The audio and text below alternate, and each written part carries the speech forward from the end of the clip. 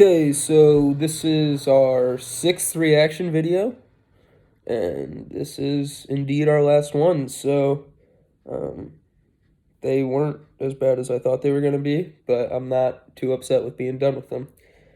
Um, so this week we watched The New Age of Corporate Monopolies by Margaret Vestager.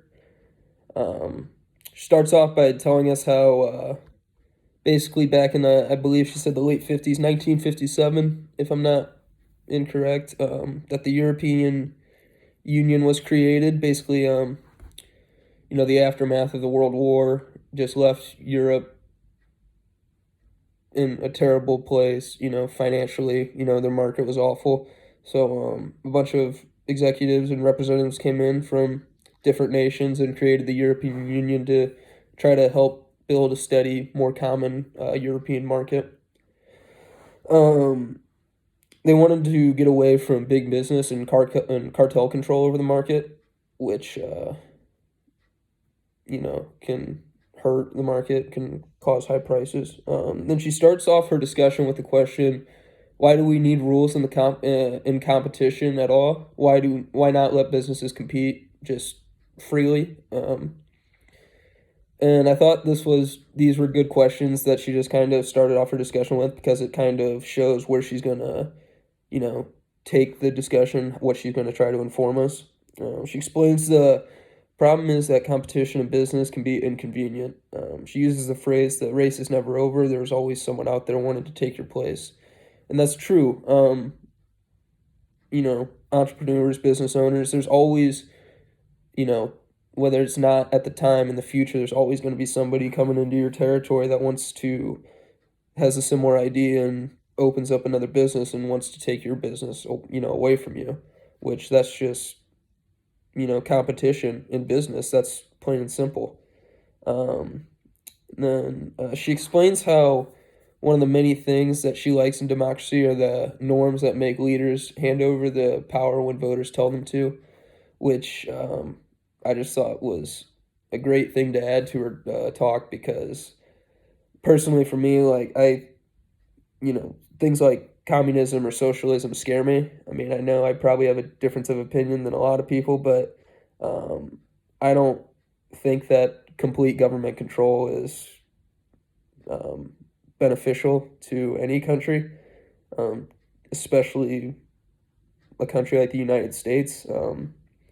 So I just kind of like how she added that statement. Um, and then she says that competition can do the same thing in the market. She explains how both companies and government can undermine competition.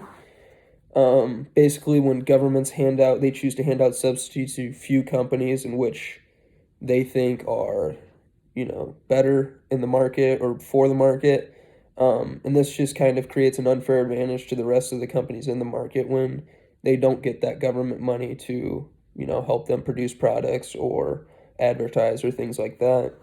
Um, but if we make sure competition is under control, then we are helping the market run fairly, which makes sense to me.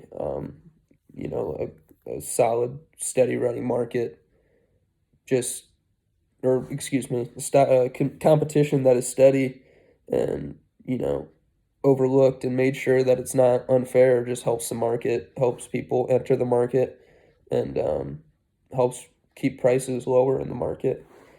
I really like how Margaret said that we often forget about politics, but we're all in the market together. I just think it's important for people to realize that even though we might have differences of opinion on political views, um, we are still interested in the same clothes, food, um, cars, everything that, I mean, most people have in the same regions that they live in, they like the same stuff. It doesn't matter what kind of political views you agree with or not, but basically, like, the prices in the market affect everybody, not just one side or the other. And people need to kind of not necessarily come together, but they need to individually make sure that they look at the market and understand what's going on with prices and other things like that. Because, if things get out of control and people don't realize it, it might be too late. Um, everyone feels a lack of competition between companies. I think Margaret said that in Europe, 2/3 of Europe, the population in Europe could feel the lack of competition in the market because they were all getting hit with higher prices for products and services that they needed.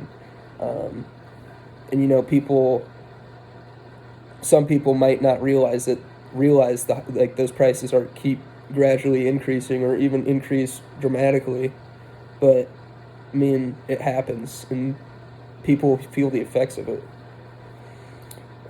She also says how if we lose trust in the market, we will begin to lose trust in society altogether.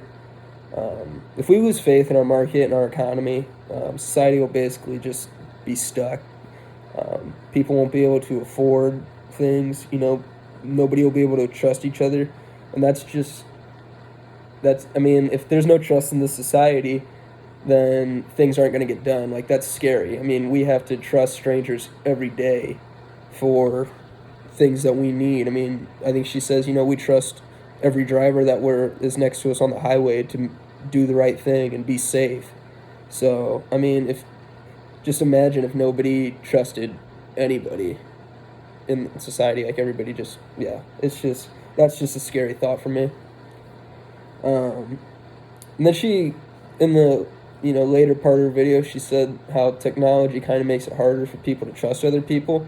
And I can understand this just because, as time moves on, people are relying less on each other and more on computers and technology to get things done for them or, give them information and things like that.